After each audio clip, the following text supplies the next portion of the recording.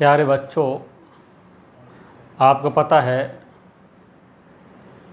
कि हम लोग रिएक्शन मैकेनिज़्म में E1 CB पढ़ रहे थे लास्ट वाले लेक्चर में। E1 CB में बताया था कि बेस की प्रेजेंस में यहाँ कॉन्जुगेट बेस बनता है, ठीक है। और वो कॉन्जुगेट बेस जो है वहाँ से लिविंग ग्रुप को हटा के फिर एल्कीन का फॉर्मेशन कर रहा था, ठीक है। थोड़ा सा एक बार फिर उसको समझा दिया जाए कि E1 CB में हुआ क्या था। E1 CB में हुआ था कि यहाँ H था, यहाँ लिविंग ग्रुप था और इलेक्ट्रॉन विड्रॉइंग ग्रुप यहाँ था, इलेक्ट्रॉन आकर्षित समूह। यहाँ ETO माइनस ये था भाई, और ये इस H को ले रहा था और ये इलेक्ट्रॉन यहाँ आ रहे थे। ऐसा होने से EWG कार्बन पर नेगेटिव, लिविंग ग्रुप और ये संयोजकता, ये कॉन्जुगेट बेस था। और वापस से जब इससे H+ यहाँ आता है तो वापस ही बन जाता है, रिवर्सिबल था। और फाइनली ये हुआ था कि यहाँ से इलेक्ट्रॉन यहाँ आता है और ये चला जाता है। यहाँ एक EWG है, इलेक्ट्रॉन विड्रॉइंग ग्रुप, और ये एल्कीन बन गई। अब होता क्या है, सिंपल सी बात है कि इसकी प्रेजेंस में हमें क्या पता, हम डायरेक्ट ये हटाकर डायरेक्ट भी हम ये भी कह सकते हैं कि यहाँ E2 जैसा भी तो हो सकता है कि ये यहाँ अटैक किया, उसी दौरान ये इलेक्ट्रॉन यहाँ आए और उसी दौरान ये लिविंग ग्रुप यहाँ से हटा। E2 भी तो मान सकते हैं, लेकिन इलेक्ट्रॉन विड्रॉइंग की प्रेजेंस में यहाँ E1 CB हुई है, इसके पक्ष में जो परमाणु है वो ये है। तो हम यहाँ आपको अब समझाने वाले हैं। एग्जाम में नहीं पूछेगा कि पक्ष में परमाणु दीजिए आप, पर वहाँ समझ में आना चाहिए कि इस रिएक्शन का प्रोडक्ट क्या होगा। तो रिएक्शन का प्रोडक्ट बनाना भी आ जाएगा और हमें इस रिएक्शन के फेवर में एविडेंस भी मिलेगा कि वास्तव में हमने जो ये मैकेनिज्म लिया है वो बिल्कुल सही है, ठीक है। तो देख लेते हैं E1 CB के पक्ष में परमाणु, ऐसा क्या हुआ जिससे हम ये मान लेते हैं कि भाई इसी मैकेनिज्म से रिएक्शन हुई है। ऐसा नहीं हुआ कि ये इलेक्ट्रॉन यहाँ आया, ये यहाँ आया और ये चला गया, मतलब E2 टाइप रिएक्शन हुई है, ऐसा अपन नहीं मानते हैं। देखो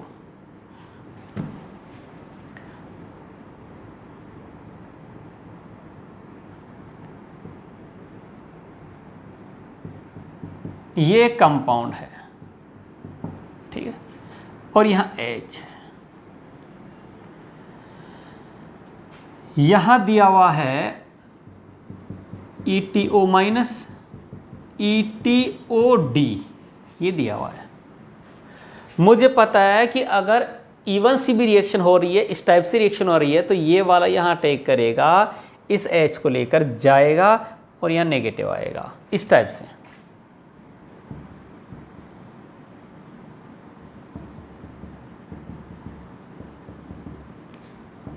ये बन गया, ठीक है।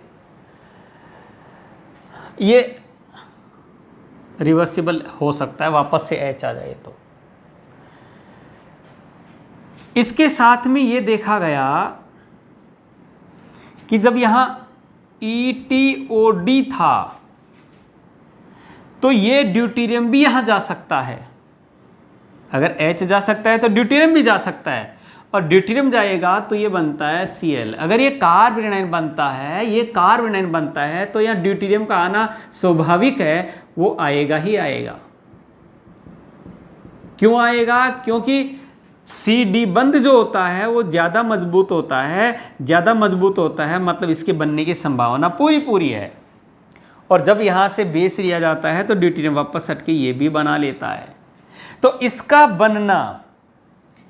बनना इस बात को इंडिकेट करता है कि यहाँ कार्बन एनाइन बना है जिस पर ड्यूटेरियम एक्सचेंज हुआ है। मीन्स ड्यूटेरियम विनिमय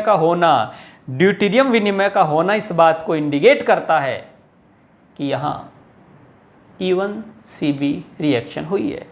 फाइनली अब होगा क्या RDS में कि ये इलेक्ट्रॉन यहाँ आया है और ये यहाँ से चला गया है, प्रोडक्ट बन गया Cl डबल बॉन्ड F और ये F।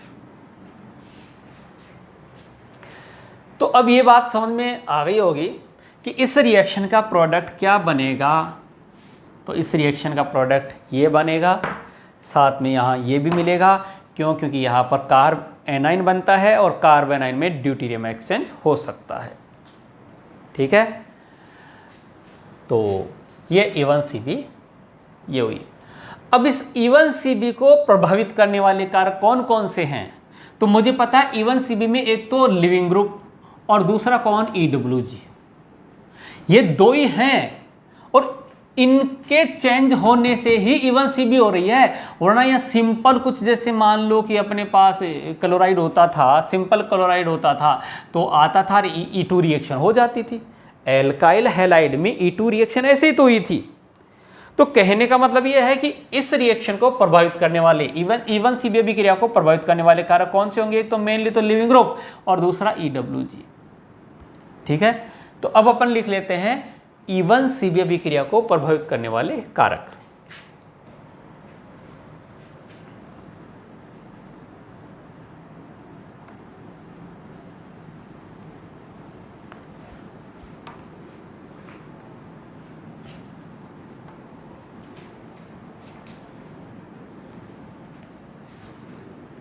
देखिए, पूरी क्लास में कम से कम 2 बार तो बोर्ड साफ करना ही पड़ता है। तो इतनी देर में आप क्या करें, लंबी लंबी सांसें ले लें। अरे लंबी सांस का मतलब मरने वाला लेता है वो वाली सांस नहीं, बाबा रामदेव वाली। तो लंबी सांस लेंगे ना, लंबी इतनी कि जीवित रह सको, है ना। तो उससे क्या होगा, आपको प्रॉपर ऑक्सीजन मिल जाएगी। तो जब बोर्ड साफ होता है ना तो आप सांस ले लेंगे ऐसे, फिर दिमाग काम करेगा। यस, लिख लेंगे E1CB अभिक्रिया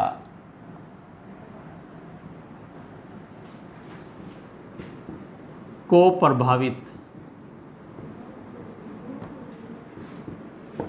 करने वाले कारक।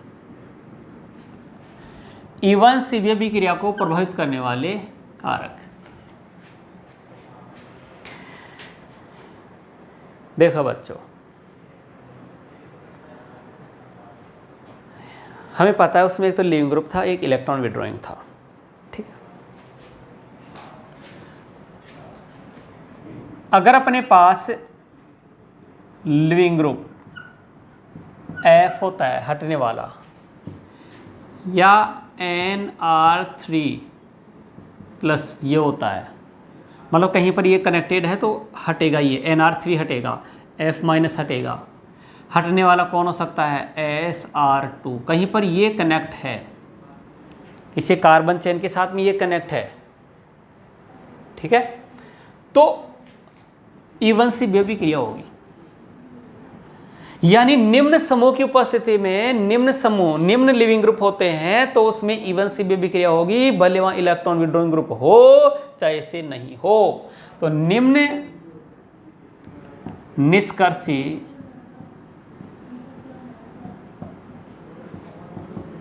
समूह की उपस्थिति में, निम्न निष्कर्षी समूह की उपस्थिति में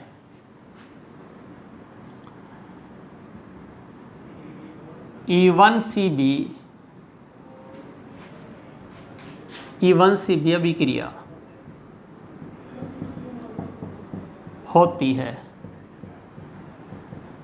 जिसमें हॉफमैन एल्केन बनती है।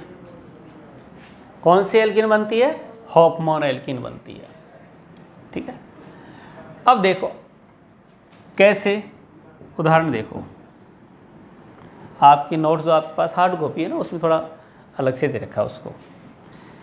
CH3 CH2 CH CH3 और ये F दे रखा है, और यहाँ पर वही दे रखा है ETO माइनस। ठीक है,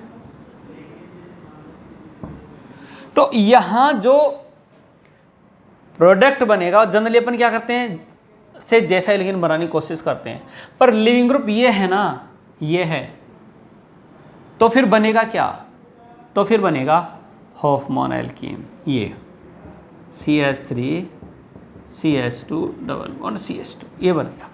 ठीक, अगर लिविंग ग्रुप ये नहीं है, जैसे देखो आप CH3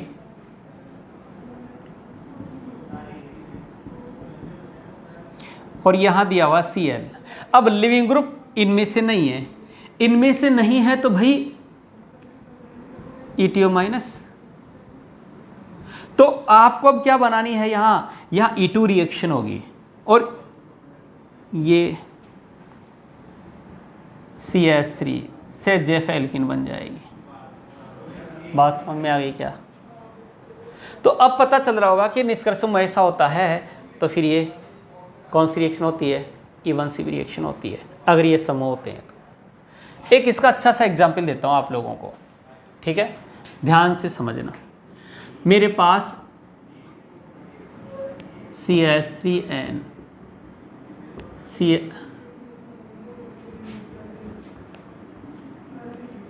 CH2 CH2 CH3 है, CH2 CH3 है, CH2 CH2 CH3 है, और इस पर क्या आ गया भाई, पॉजिटिव आ गया। ठीक है, और यहाँ इसको केवल गर्म ही कर रहा है, गर्म करने से यहाँ विलोपन होने वाला है। और अब देखो होगा कैसे, इस टाइप का बन रहा है समूह, देखो, तो यहां से बनेगा क्या, कम प्रतिस्थापी एल्कीन बनेगी, ये यहाँ आएगा और ये हट जाएगा, यानी इसका प्रोडक्ट ये वाला बनेगा CH2 डबल बॉन्ड CH2। यहां जो एल्कीन बनती है ना, वो ये बनती है, ये इसका लिविंग ग्रुप हो गया, ये वाला जो है, ये वाला लिविंग ग्रुप हो गया भाई, ये वाला Lg है इसका, ये लिविंग ग्रुप है। रेड पेन से बताता हूं,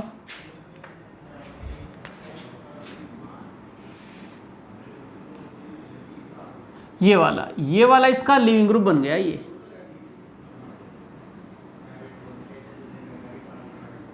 ये वाला, ये इसका लिविंग ग्रुप बन गया इस टाइप का, समझ रहे हो। और ये यहां पर क्या बनेगा, ये हटेगा यहां से, ये इलेक्ट्रॉन ही आएगा और ये यहां से चला जाएगा, डबल बॉन्ड बन गया। तो इसकी जो एल्कीन बनने की संभावना तो ज़्यादा है, यहां भी बन सकती है, यहां भी बन सकती है, लेकिन ये वाली बनती है कम प्रतिस्थापी वाली। तो ये समझ में आ रहा होगा। तो पहला कारक आपके समझ में आ गया होगा। मेनली ध्यान रखना कि अगर ऐसे समूह होते हैं तो इलेक्ट्रॉन विड्रॉइंग ग्रुप हो चाहे ऐसे नहीं हो, मैकेनिज्म इवन सी भी होगी और उसमें हॉफमैन एल्कीन बननी होती है। क्लियर? यस। अब मैं आपको दूसरा पॉइंट बताता हूं। दूसरा कारक,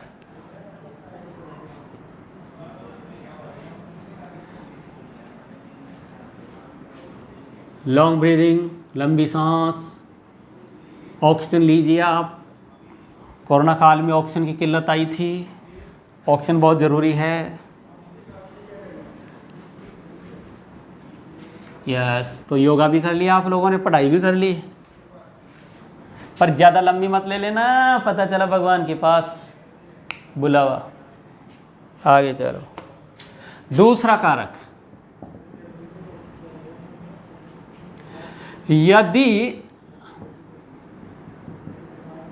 EWG CHO COOH CN NO2, ठीक है कि नहीं, आदि हो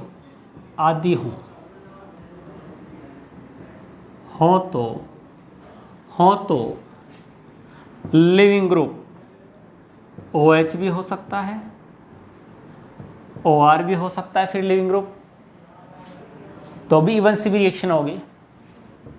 आपके यहाँ X कोई भी हो सकता है, फिर ये भी हो सकते हैं NR3 प्लस, ये भी हो सकता है SR2 प्लस, ये भी हो सकता है, और X में फ्लोरीन भी हो सकता है, क्लोरीन भी हो सकता है, ब्रोमीन भी हो सकता है, आयोडीन भी हो सकता है। समझ? तो अगर अपने पास इलेक्ट्रॉन विड्रॉइंग ग्रुप प्रेजेंट है तो उस कंडीशन में ये कोई से भी समूह हो सकते हैं। जैसे देखो कैसे हो सकता है, CS2 या Br है और यहाँ CN है। अब CN है तो यहाँ इवन सी भी रिएक्शन होगी, ठीक है, और इवन सी भी रिएक्शन होगी तो भाई यहाँ से डबल बॉन्ड आ जाएगा, ये बन गया CH डबल बॉन्ड, यहाँ पर क्या गया, ये चला गया CS2 और यहाँ पर CN जिंदा रह गया। तो यहाँ एनाइन बन के और फिर रिएक्शन हो जाती है, ये जो है फिर इवन सी भी रिएक्शन होती है, क्योंकि यहाँ पहले एनाइन बन जाएगा, एनाइन को स्टेबलाइज कर देता है, फिर वो आकर इस Br को हटा देता है। तो अब कुछ ज़्यादा बचा नहीं है, इवन सी भी रिएक्शन कंप्लीट हो गई है। मान लीजिए यहाँ खतरनाक वाला NO2 है और यहाँ CS2, यहाँ Cl है, ठीक है कि नहीं। तो ये जो है ये वाला क्या करेगा, इवन सी भी रिएक्शन को बढ़ावा देगा। क्यों? क्योंकि ये -M वाला ये वाला समूह आ गया। और ऐसा होता है, इसको बार बार लिखने की जरूरत नहीं है। इसका प्रोडक्ट क्या बन जाएगा, इसका बन जाएगा NO2 benzene ring CH double bond CS2, ये बन जाएगा। तो इस टाइप से आप लोगों के पास और भी उदाहरण हो सकते हैं, और भी एग्जाम्पल हो सकते हैं, जैसे CS3CO CS2 CS2 Br, वही रिएजेंट दे रखे हैं। तो अब यहाँ से क्या होगा, यहाँ से पहले एनाइन बनेगा, फिर वो यहाँ आएगा और Br को हटाएगा, तो इसका प्रोडक्ट क्या बन जाएगा, CH3CO। बस ये है कि इसकी जो मैकेनिज्म है वो इवन सी भी है। तो बहुत ज़्यादा एग्जाम में नहीं पूछा जाता है, पर हल्का सा आपको आइडिया होना चाहिए, ठीक है बच्चों। तो इस तरीके से अपन ने इवन CB को भी क्या कर लिया है, कंप्लीट कर लिया है। तो देखा जाए तो रिएक्शन की मैकेनिज्म तो कंप्लीट हो गई है। मैं आपको थोड़ा सा याद दिलाऊं कि जब अपन ने टाइप ऑफ रिएक्शन देखा था तो ये देखा था कि भाई विलोपन अभिक्रियाएं, प्रतिस्थापन अभिक्रियाएं, योगात्मक अभिक्रियाएं ये होती हैं। और अपने जो सिलेबस में हैं उनमें मैंने बताया था कि योगात्मक अभिक्रियाएं एक होती है इलेक्ट्रोफिलिक एडिशन रिएक्शन EAR, वो एल्किन एल्काइन में होती है। Nucleophilic addition reaction aldehyde ketone में होती है। तो वो दोनों अपन ने कंप्लीट कर लिया था लॉकडाउन से पहले ही ऑफलाइन क्लास में, ठीक है। ये लेक्चर उनके लिए ज़्यादा कारगर हैं जो ऑफलाइन ले चुके हैं, समझ रहे हो, यस। तो कहने का मतलब वो हुआ। इसके बाद में देखिए अपने पास एलिमिनेशन, तो एलिमिनेशन अपन ने पढ़ लिया, विलोपन अभिक्रिया किस में देखा, एल्किल हैलाइड एल्कोहल ईथर में देख लिया। फिर प्रतिस्थापन अभिक्रिया, तो प्रतिस्थापन में देखो आप न्यूक्लियोफिलिक सब्स्टिट्यूशन रिएक्शन, नाभिक स्थनीय प्रतिस्थापन 3 प्रकार के होते हैं, और वो कहाँ कहाँ होता है, वो एल्कोहल में होता है, पढ़ लिया, एल्किल हैलाइड में पढ़ लिया, ईथर में होता है, पढ़ लिया। तो इस तरीके से अपन ने वो टाइप ऑफ रिएक्शन भी पढ़ लिए और अपना चैप्टर भी कंप्लीट कर लिया है। तो हर एक रिएक्शन के साथ में अपन चैप्टर को भी इंक्लूड करते हुए, जैसे न्यूक्लियोफिलिक एडिशन रिएक्शन थी एल्डिहाइड कीटोन में हो रही थी, तो एल्डिहाइड कीटोन भी वहाँ कंप्लीट कर लिया, एक तरीके से चैप्टर भी अपने पास चल गया था और वो न्यूक्लियोफिलिक एडिशन रिएक्शन भी कंप्लीट हो गई थी। ऐसे एलिमिनेशन रिएक्शन पढ़ना था, तो elimination reaction alcohol alkyl halide ether में होती हैं, तो उनको लेकर अपने एल्किल हैलाइड एल्कोहल ईथर को भी कंप्लीट कर लिया और मैकेनिज्म भी कंप्लीट हो गई। नाभिक स्थनीय प्रतिस्थापन प्रक्रिया मेनली कहाँ होती है, एल्किल हैलाइड में होती है, एल्कोहल में होती है, ईथर में होती है, तो उन तीनों में देख लिया SN1 SN2। ऐसे जो इलेक्ट्रोफिलिक सब्स्टिट्यूशन रिएक्शन होती हैं, इलेक्ट्रॉन स्नेह प्रतिस्थापन भी क्रिया होती हैं, वो एरोमेटिक कंपाउंड में होती हैं, यानी जिसमें बेंजीन वाला आ रही है। तो ऐसे कंपाउंड का अध्ययन अपन ने ऑनलाइन में कर लिया, सॉरी ऑफलाइन में कर लिया था, एरोमेटिक कंपाउंड की स्टडी। तो वहाँ पर देखो आप इलेक्ट्रोफिलिक सब्स्टिट्यूशन रिएक्शन बहुत सारी डिस्कस की थी अपन ने, बेंजीन, टोलुइन, ठीक है कि नहीं, एनिलीन, फिनॉल, इन सब में पढ़ा था हम लोगों ने।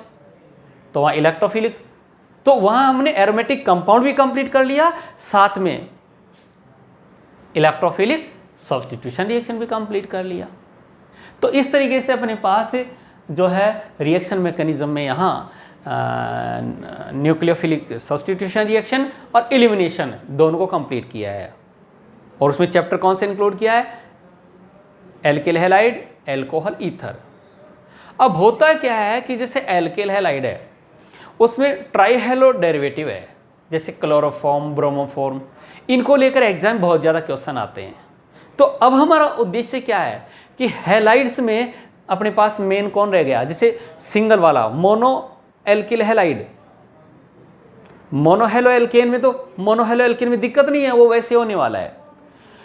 लेकिन जो ट्राईहेलो हैं, जैसे क्लोरोफॉर्म है, आइडोफॉर्म है, उन पर एनसीईआरटी में भी है और क्वेश्चन भी आता है। तो हमारे को अब क्या लेना है? ट्राईहेलो डेरिवेटिव, यानी क्लोरोफॉर्म, आइडोफॉर्म, ये लेना है, इसको पढ़ेंगे। ऐसे अगर टेट्राहेलो की बात करें तो CCl4 कार्बन टेट्राक्लोराइड या टेट्राक्लोरोमीथेन, इसके बारे में अपने को पढ़ना है, तो 2 सदस्य इसके ले लेंगे। अब जैसे बात करें ईथर, तो ईथर में डाइथाइल ईथर एनसीईआरटी में है, तो उसकी पर्टिकुलर रिएक्शन कैसे होती है, डायरेक्ट जो याद रखने वाली रिएक्शन वो कैसे होती हैं कि क्लोरीन के अधिके में कैसे विक्रिया करता है, प्रकाश के हैं ऑक्सीजन के साथ लंबे समय तक रखने से कैसे रिएक्शन होती है, वो भी वहाँ तो वो ले लेंगे। उसमें एल्कोहल की बात करें तो ग्लिसरॉल, थोड़ा सा इधर उधर से क्वेश्चन बनते हैं, तो ग्लिसरॉल हुआ, इथाइलिन ग्लाइकोल हुआ, वो एल्कोहल में पढ़ लेंगे। बाकी मोनो वाले जिनमें सिंगल हेलोजन, सिंगल OH है, वो हम पढ़ चुके हैं। ठीक है बच्चों, तो अब हम alkyl halide, alcohol, ether complete किए। अब हैलाइड में ट्राईहेलो एल्केन की स्टडी करेंगे, जिसमें मेनली क्लोरोफॉर्म, आइडोफॉर्म लेकर चलेंगे। ठीक है बच्चों, आगे चलते हैं। ठीक है, मैकेनिज्म कंप्लीट हो गई है, इनके कुछ व्यक्तिगत सदस्य लेकर अपन केमिस्ट्री को आगे बढ़ाते हैं।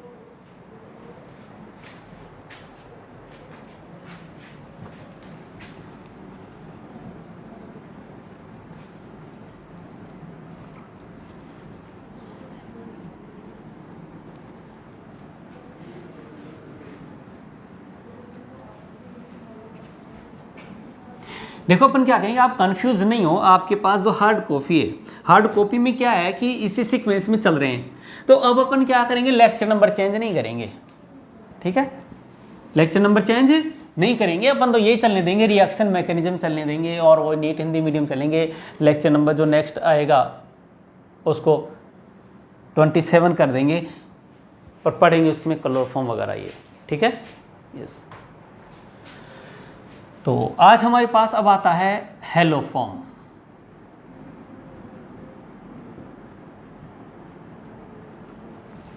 हेलोफॉर्म होते हैं CH(X3), ये हेलोफॉर्म होता है। ट्राईहेलो मीथेन,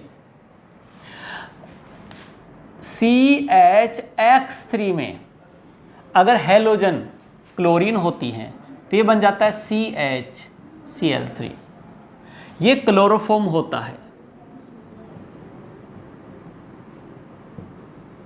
यस, अगर यहां Br है तो ये ब्रोमोफॉर्म बनता है।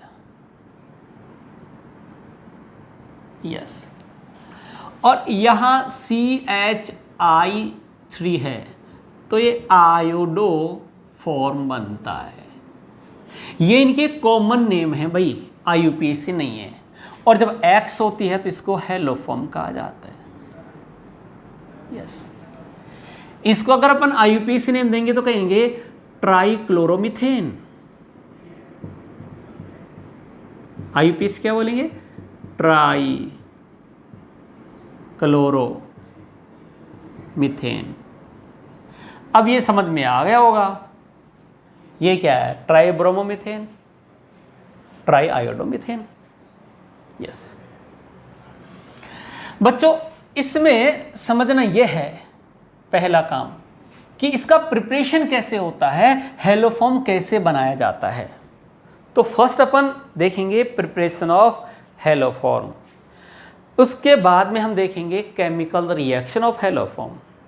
ठीक है बच्चों, दो चीज़ें देखेंगे इसमें mainly, preparation of haloform and chemical reaction of haloform, जिसमें मेनली क्लोरोफॉर्म एंड आयोडोफॉर्म, ये दो ज़्यादा इंपॉर्टेंट रहेंगे अपने लिए। इन दोनों की स्टडी ज़्यादा अच्छे से करनी है, ये ज़्यादा देखने को मिलेंगी।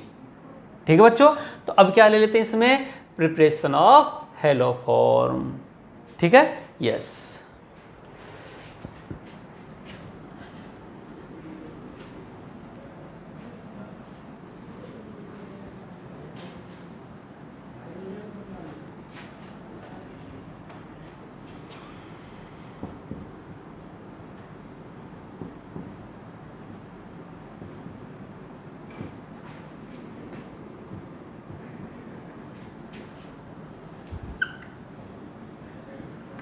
Preparation of haloform, preparation of haloform की बात करें तो यहाँ एक से ज़्यादा प्रकार की अभिक्रिया होती हैं, जिसमें हैलोफॉर्म अभिक्रिया के द्वारा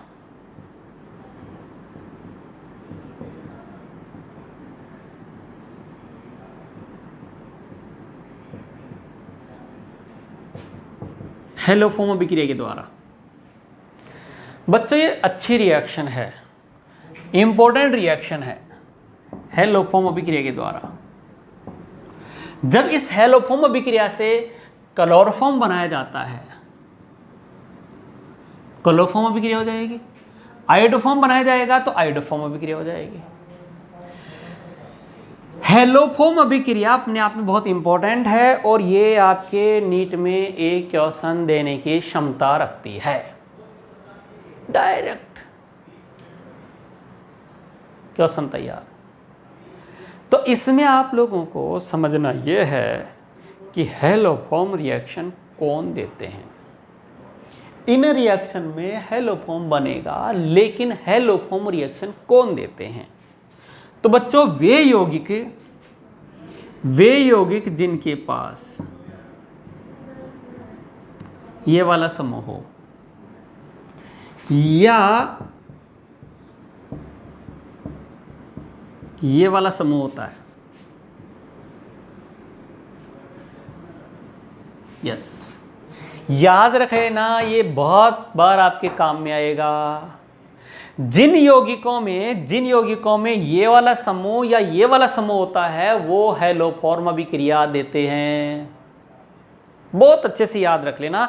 और आपको याद हो तो हम लोग एक सीट सॉल्व कर रहे थे एल्डिहाइड कीटोन वाली, ऐसे करके, तो वहाँ आप देखते हैं बीच बीच में क्वेश्चन आते हैं इसके, और वहाँ पर बहुत सारे क्वेश्चन दिए हुए थे हैलोफॉर्म।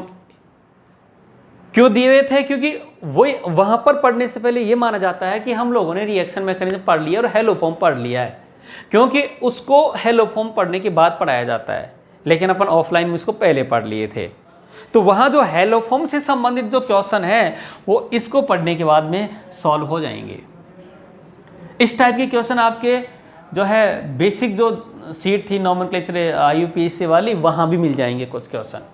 तो ये वाले समूह जिन कंपाउंड में होते हैं, जिन कंपाउंड में ये वाले समूह होते हैं, वो हैलोफॉर्म अभिक्रिया देते हैं। इस बात को आप अच्छे से गांठ बांध लो, देते हैं। अगर ये नहीं है तो फिर नहीं देते हैं।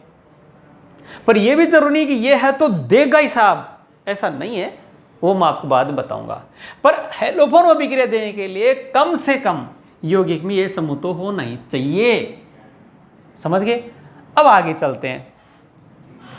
दूसरा ये है कि ये अकेले क्या करेंगे, अकेले कुछ नहीं कर सकते। तो यहां रिएजेंट बहुत जरूरी है, अभिकर्मक, कि किसकी उपस्थिति में अभिक्रिया होने वाली है। रिएजेंट क्या लेंगे? तो रिएजेंट लेते हैं H2NaOH, ये वाला। अगर इससे रिएक्शन करवाई जाती है इनकी, तो इसको हैलोफॉर्म करेंगे।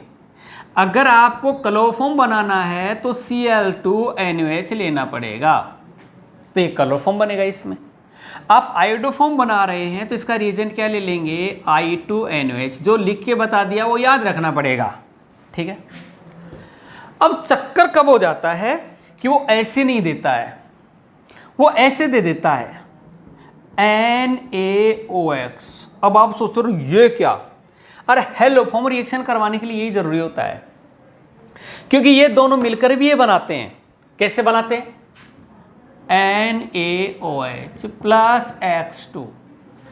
तो इसके दो मॉलिक्यूल काम में आते हैं, एक बनता है NaX, दूसरा बनता है NaOX, और एक बन जाता है पानी। ये क्योंकि ये दोनों मिलकर भी ये बनाते हैं, और ये अभिक्रिया को आगे बढ़ाता है हेलोफॉर्म में। इतना मैं क्यों समझा रहा हूं, क्योंकि इंपॉर्टेंट अभिक्रिया है और अपना रूप बदल कर आ जाती है। तो अगर आपको ये नहीं दिया है, ये दे दिया, तो भी हेलोफॉर्म रिएक्शन होगी। और इधर ये दोनों नहीं दे के आपको क्या दे सकता है, आपको दे सकता है NaOCl, सोडियम हाइपोक्लोराइड, और यहां दे सकता है NaOI, सोडियम आयोडाइड। ये दे सकता है। बात समझ में आ रही है? तो कहने का मतलब यह है कि भाई ये सब हेलोफॉर्म रिएक्शन करवाएंगे। इस रिएजेंट की उपस्थिति में हेलोफॉर्म अभिक्रिया होती है। और यहाँ गर्म का सिंबल दे रखा है तो घबराए नहीं, रिएक्शन और अच्छे से होने वाली है, वो तो होने वाली है। यहाँ पर बहुत बार क्या दे देता है, OCl- ऐसे दे देता है, तो आप घबरा जाते हैं, ठीक है। तो ये जब टूटेगा तो OCl- ही बनाएगा। तो अगर ऐसा दिया हुआ है तो भी आप हेलोफॉर्म रिएक्शन की तरफ जा सकते हैं, क्लोरोफॉर्म रिएक्शन की तरफ जा सकते हैं। तो मैंने भी आपको क्या बताया है, हेलोफॉर्म रिएक्शन की कंडीशन, कि हेलोफॉर्म रिएक्शन की कंडीशन क्या है। और ये कंडीशन बहुत इंपॉर्टेंट है। इसमें एक क्वेश्चन तो नीट में इस टाइप से आता है, टाइप ऑफ क्वेश्चन में, कि कौन सा यौगिक हेलोफॉर्म अभिक्रिया देता है और कौन सा नहीं देता है, कौन सा देता है और कौन सा नहीं देता है। तो ये दिखना चाहिए कम से कम। जिसमें इन दोनों में से कोई सा एक भी नहीं दिखेगा वो तो हेलोफॉर्म नहीं देगा। लेकिन बहुत बार ऐसे होता है कि ये दिख जाता है CCl3CO, और ये फिर बच्चे कहते हैं सर बताओ ये देगा कि नहीं देगा। ये देगा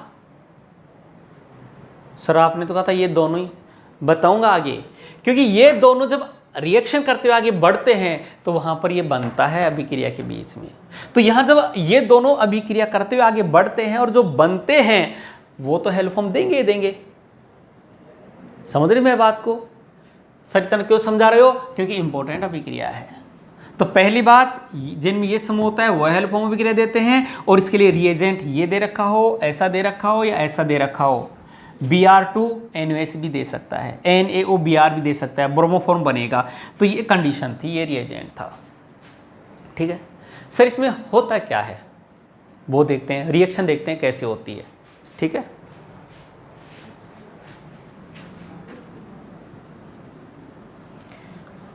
इसको प्रिपरेशन पढ़ रहे हैं वो तो पता चल गया ना।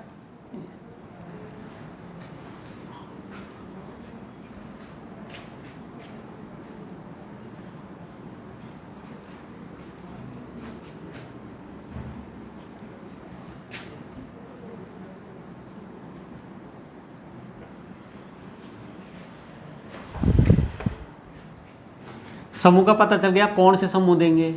समूह देंगे CH3CHOH, दूसरा CH3CO, और ये रिएजेंट पता चल गया। रिएजेंट आपको बता दिया था, ठीक है। रिएजेंट NaOH X2, या क्या दिया जा सकता है इसकी जगह, NaOX, ठीक है। इसकी जगह आप चेंज कर लो, पता चल जाएगा, ठीक है। अब एक सिंपल तरीके से बताता हूं कि हेलोफॉर्म रिएक्शन में क्या होता है, पर वो थोड़ा रियल मैकेनिज्म से हट के होता है। वो सिंपल बताता हूं कैसे होता है। इसमें होता क्या है कि CH3CO, मैं आपको सही वाली थोड़ा सा सही तरीके से जो है मैकेनिज्म वही बता देता हूँ, इसमें कंफ्यूज नहीं करूँगा। दो आपके हार्ड कॉपी में दो तरीके से लिखा हुआ है, जिसमें दूसरा वाला मैकेनिज्म वो ज़्यादा सही है और वही प्रेफर करना होता है। ठीक है, उसको लेकर चलते हैं।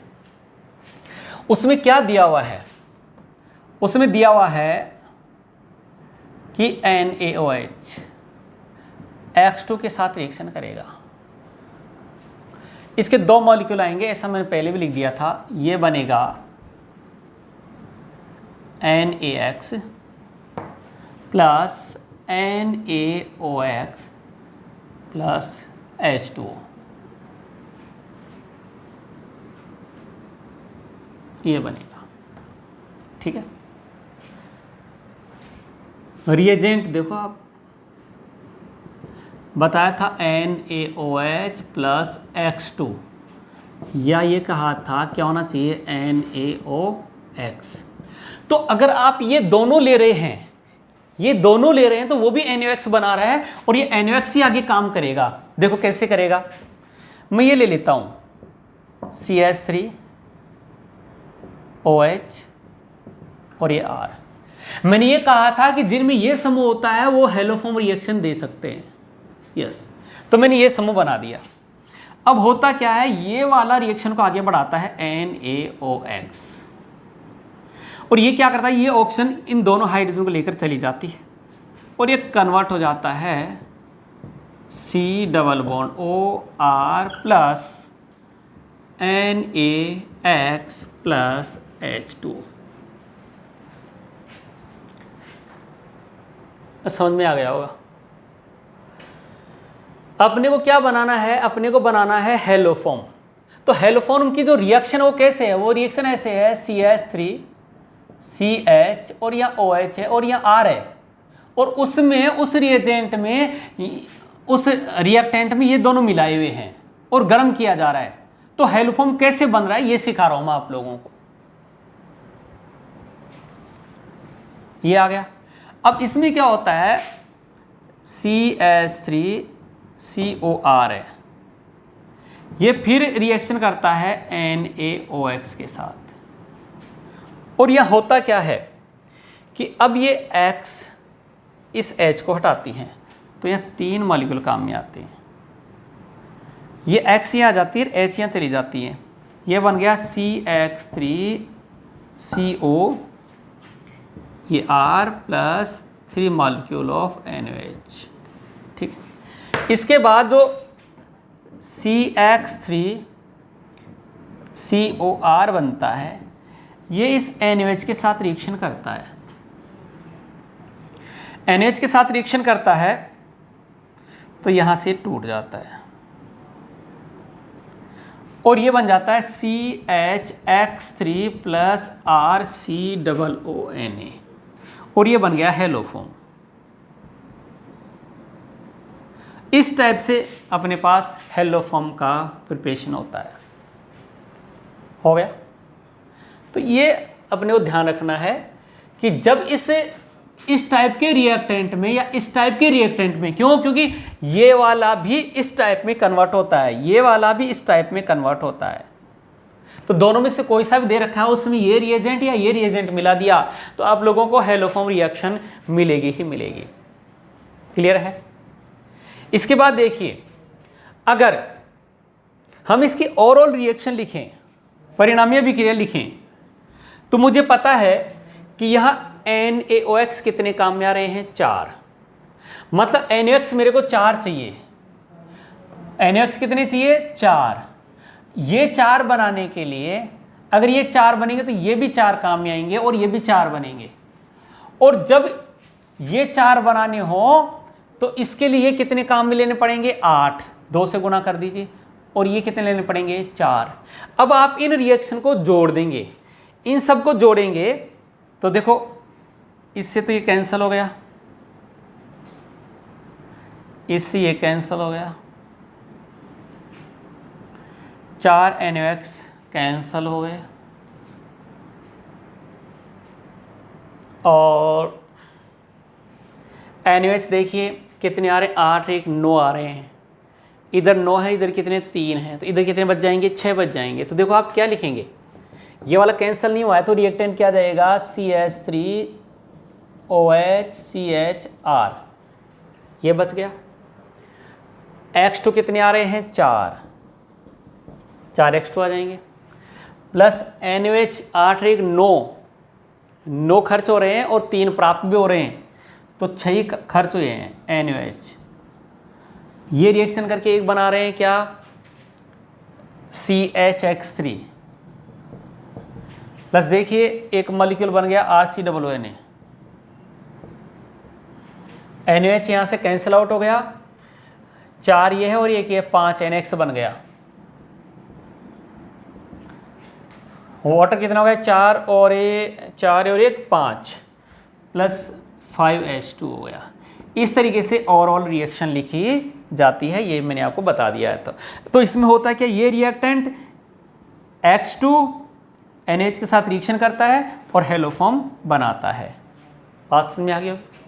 दूसरी बात ध्यान रखने की ये है कि अगर यहाँ कीटोन लिया जाए या एल्डिहाइड लिया जाए जिसमें ये वाला समूह है, तो फिर आपको ये वाली स्टेप बचा देनी है, ये वाली रिएक्शन नहीं होगी, फिर ये वाली नहीं होगी, फिर रिएक्शन यहाँ से स्टार्ट होगी, और यहाँ से जब स्टार्ट होगी तो एक NaOH कम चाहिए, एक NaOH कम चाहिए तो एक X2 भी कम चाहिए, तो यहाँ पर 3 ही आएगा, और एक X2 के साथ में 2 NaOH काम में लेता है तो यहाँ 4 ही आएंगे, यहाँ 3 आएगा या 4 आएगा, और फिर ये 3 आ जाएंगे। तो अगर आप लोग कार्बोनिल ग्रुप लेकर और फिर अभिक्रिया करवाते हैं तो फिर ये नहीं आता है, और ये वाला होता है और ये वाला होता है। तो हम लोगों ने आपको इस लेक्चर में हेलोफॉर्म रिएक्शन कैसे होती है, हेलोफॉर्म अभिक्रिया से कैसे हेलोफॉर्म बनता है, ये बताया है, ठीक है, और ये बताया कि कौन यौगिक हेलोफॉर्म अभिक्रिया देते हैं, ठीक है। तो जिनमें ये या ये समूह होता है वो हेलोफॉर्म अभिक्रिया देते हैं, लेकिन कभी कभी ये समूह होते हुए भी हेलोफॉर्म नहीं देते हैं। इसकी चर्चा करेंगे हम लोग नेक्स्ट लेक्चर में। तो आज के इस लेक्चर को अपन यहीं फिनिश करते हैं, नेक्स्ट लेक्चर मिलते हैं। हेलोफॉर्म अभिक्रिया कौन कौन यौगिक देते हैं, इस पर क्वेश्चन लेकर, ठीक है बच्चों। तो आज के इस लेक्चर को यहीं फिनिश किया जाता है। Thank you.